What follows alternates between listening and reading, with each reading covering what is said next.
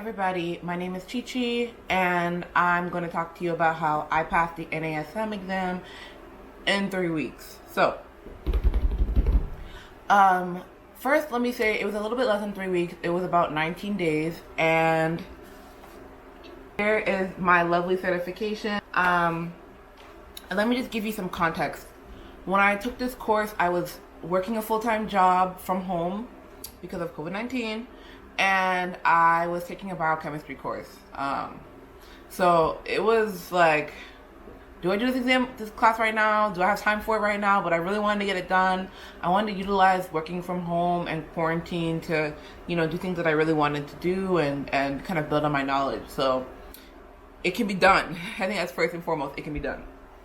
All right, so I'm gonna try to be very systematic. I mean, I watched a lot of YouTube videos before taking this course as well as during the course, and some were really great and some were a lot. So I just wanted to kind of give my own experience and my knowledge and hope that that would help somebody else as well. I'm gonna put a timeline right probably here in case you want to skip around the video on like what I did and how I did it basically. So first, I could tell you what's on this exam. I could tell you how my exam was, within the parameters of not getting my certification revoked. But everyone's exam is going to be different. And ultimately, people telling me what was on their exam wasn't really helpful because my exam didn't look like theirs.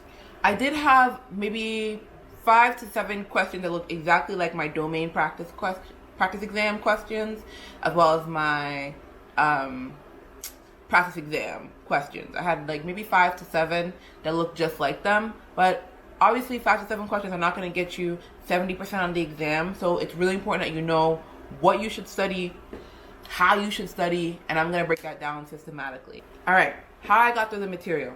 Number 1, I read the chapter. Now I skimmed them because people go back and forth about whether you should read these chapters or not.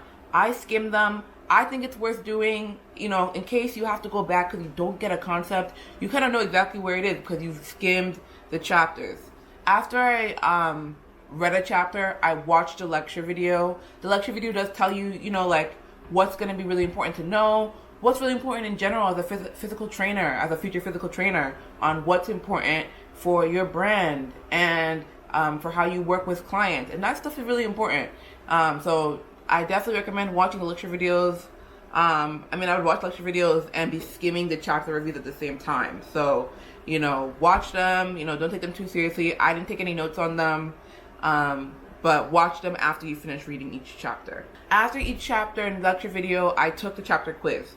I didn't take them multiple times. You don't need to. Some of them are going to be recycled in the domain quizzes that we'll talk about later. So just read the not read the chapter, but just take the quiz, take it one time, move on. Look at what you did wrong for sure. Make sure you kind of see where you might have went awry, but then just move on. So I did this process, read the chapter, lecture video, chapter summary review, and quiz. I did that for each chapter, and I did it by domain. So since you have to study by domain later anyways, you might as well start looking at it by domain now. So domain 1 is chapters 1 through 5, 17, and 18. So I read chapter 1 and maybe chapter 2. Watched lecture video 1 and 2. Reviewed chapter review summary 1 and 2. And then I took domain chapter quizzes 1 and 2. And I did that through 1 through 5 and then through 17, 18. Boom, done with domain 1. So the way I structured it in my table was get through all the material, get through every single domain, every single chapter, and then schedule my exam. That way you've gone through everything one time through. You've gone through everything one time through, and then you can, kind of gauge how long it's going to take you to do the rest of the material and take your exam. So that's when I scheduled my exam. I scheduled virtually. I had an online proctor. I did it through, I think they had ProctorU or Proctorio. I can't remember which proctoring structure it was, but I did it through an online proctor. It was fine, very simple setup. Just make sure you kind of do it. And also I will say, when I was ready to take the exam, it was supposed to be like 4 p.m. on the dot. It was like 3:59 and my ProctorU wasn't working, so I had to call the company. And they were like, oh, you need to remove Proctorio from your extension or turn it off, because if you have another Proctor system on your computer, it messes up the other Proctor system. So I had to turn that off to be able to activate my Proctor U. I started my exam 20 minutes late. I was really stressed about it, but you know, that was fine with them. They said, of course, I could still take my exam. I don't have to reschedule or anything like that. So if you have any problems, make sure you call the proctoring company when you're taking the exam or when you're about to take the exam. After I scheduled my exam, I was like, all right, let's do it. You know, final stretch. This was about 7 to 9 days after I had started studying for the material, and I had obviously about a week and a half or so left before my exam. So this one I started memorizing key topics, OPT model, over and underactive muscles. I will say, if you are starting to over and underactive muscles, be sure that you are looking at the trend. So if it's an overactive muscle, then you want to just look at the general trends. What muscles tend to be overactive and what muscles tend to be underactive. It's a little stressful because there's a lot of material with the over and underactive muscles, and you know it is high yield on the exam, but it can be done. Just kind of note the general trends, like which ones tend to be always overactive. Gastrocnemius, soleus, hamstring complex, hip flexors, etc. Tensor fasciae lata. Which tend to be underactive, vastus medialis, obliques, you know, adductors. So you want to like kind of know which ones are generally overactive and which ones are generally underactive. That trend is going to help you, and just repeat and review looking over it a few times. I think that's very helpful as well. Here's a big one. Print the domain chapters. So this is what they look like. There's this domain study guide, and they're so lit. Like, it's kind of like a breakdown of everything you're going to need for the exam, and it's really helpful. I really do recommend you looking at it after you've read the chapters. It just makes it easier to retain the information, and you've already skimmed the chapters, so it's not like you're, you know, starting from the beginning or have a lot to do, etc. And also, these are like my notes. So I went through, I don't know if you can see it. Can you see this? Can you see this? Yeah. So I wrote down the overhead squat assessment, the single leg squat. You know, there are certain things you have to know: pronation distortion syndrome, Davis law, shark skills, upper body test. Like, you need to know those front and back. Sorry, it's been a little bit, so I'm trying to remember everything. But you want to make sure you have that information retained. For the final stretch, I watched every domain webinar. So I watched the domain webinar, then I took the domain quiz. And I took the domain quizzes multiple times until I hit 90%. Multiple times. Take those a lot. They're really helpful. They look similar to how the exam looks, and they'll prepare you for the practice exams. Another big thing is your domain quizzes. You should write out your wrong answers. Write out your wrong answers.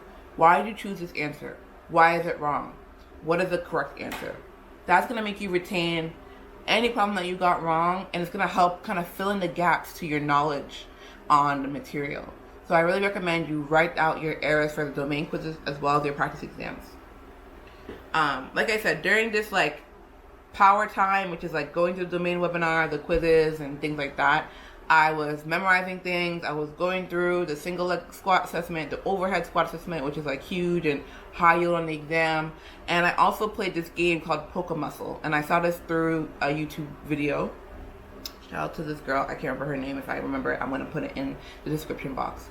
But she told me about the Poke Muscle game and Poke Muscle game. And basically it helps you memorize the muscles and where they're located. And if you have a general idea of where a muscle is located, it's just going to make it easier for you to eliminate answers that are absolutely wrong.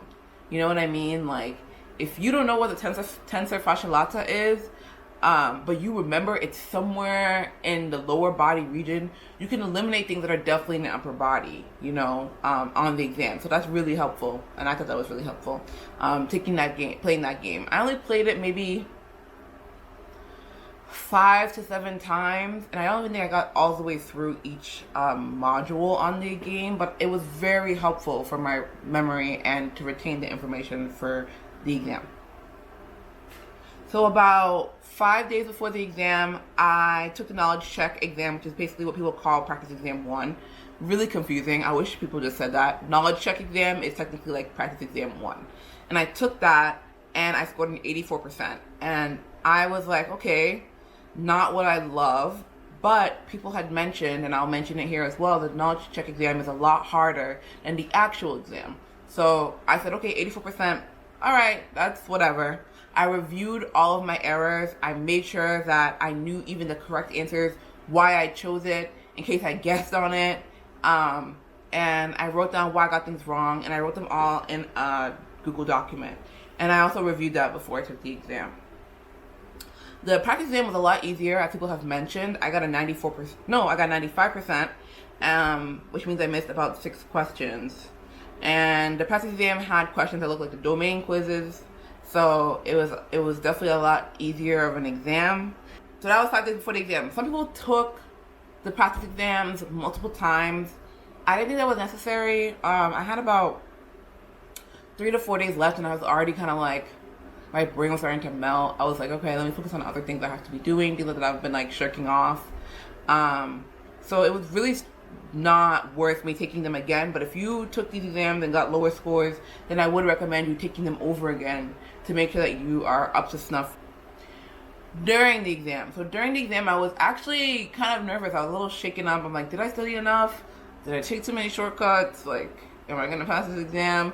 I don't have the money for it. You know, a lot of things were going through my mind, but I just kind of calmed down and went through each question. I really remember flagging a lot of questions at the beginning. I flagged a lot of questions because I was worried, but obviously I was fine because I passed the exam. I'm trying to think. When I first started the exam, like questions 1 through 8, none of them looked like anything I'd ever seen. And they were like very differently worded than some of the things I had seen on the practice exams and in the knowledge check exam. But I tried to calm down and remember, like, you know this material, even if it doesn't look exactly how you saw it on the exam, you know this material. Or how exactly it looked in your course, you know the material. So I kind of calmed down. I'm also going to assume that those first 2 questions were research questions, because there are research questions on the exam that you're not necessarily being graded for. It's just there to help them continue to modify the exams. Because they were like very science-based questions, and there were certain things that I didn't even see on the exams or the material, like the practice exams or the material. Make sure you read very carefully when you're taking the exam, and just be confident. I did go back and change a few questions. Some people say don't do that, but for me, I always do that. I flag the ones that I'm just like, you know what, you're really not sure, you're kind of freaking out, you need to move on. And then I go back to them and be like, okay, for sure, this is the only answer it could be. Like, this is the only answer it could be. And I remember those questions being like, specific questions about like the macros. Because everyone's like, oh, for the macros, and even in the domain study guides, they were like, oh, just know how many calories in a gram for fats and carbs and protein, and just know like the general daily recommended intake. No, I had way more difficult questions on macros, so make sure you kind of go through that with a fine-tooth comb if you want to, because that was on my exam. But just make sure you read very carefully on the exam. I think that's really all it takes, and that's all that's to it. And you got this. So best of luck on your exam. I'm going to do a video on how I passed the nutrition exam, because I basically took the CPT in 3 weeks and then took the nutrition NASM in 2 weeks. And I passed that as well on the first try. So yeah, if there's any questions, let me know. I'm going to put key information in my detailed description box. Things that I thought were very high yield on the exam. And like I said, this is kind of like a systematic review of how to prepare for the exam, how to kill this exam. All you gotta do is go through the material one time through, do it in a systematic way, schedule your exam, and then go through the domain webinars and quizzes, and then take your practice exams. 1, 2, 3. And that's how you pass in 3 weeks. Peace.